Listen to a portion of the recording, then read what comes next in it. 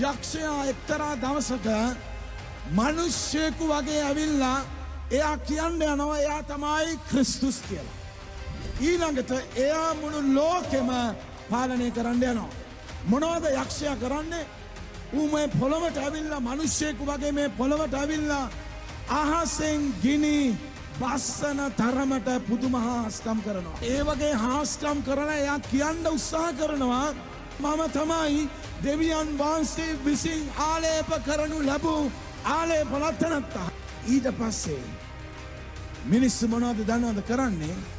මනුෂ්‍ය ශරීරයක් තුළට ඇවිල්ලා ඉන්න මේ යක්ෂ ආත්මයට මිනිස්සු නමස්කාර කරන්න පටන් ගන්නවා. එයා ඉදිරියේ වැඳලා තිනවා.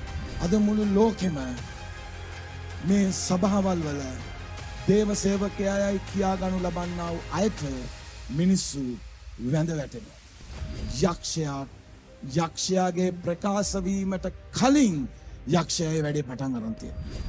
එයා එනකොට මුළු පොළව ලෑස්ති එයාව නමස්කාර කරන්න. ඒ දන්නවද? හාස්කම් කරන මිනිස්යාට නමස්කාර කරාට කමක් නැහැ කියලා මේ පොළවේ අද ඒක උගන්වනවා. අද සභාවේ මිනිස්සු හරියට මං කිය අර පොඩි දරුවෝ වගේ කවුද හාස්කම් කරන්නේ? ඒ හැම තැනම වුන් අත්පොලසන් දෙන්න ලෑස්ති.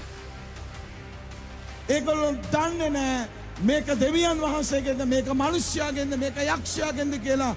ඒගොල්ලෝ බලනවා වව් හාස්කම්. ඒගොල්ලන් හාස්කම් විතරයි බලන. ලදරුවන්ගේ ස්වභාවය තමයි හාස්කම් පසුපස යෑම.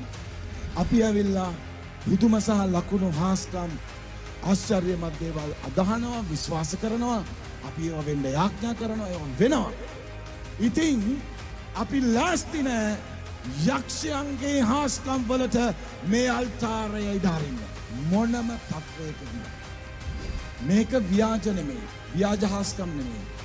මේ හාස්කම් ඇවිල්ලා සත්‍ය වූ හාස්කම්, යක්ෂයා කරලා පෙන්නන සත්‍ය වූ හාස්කම්.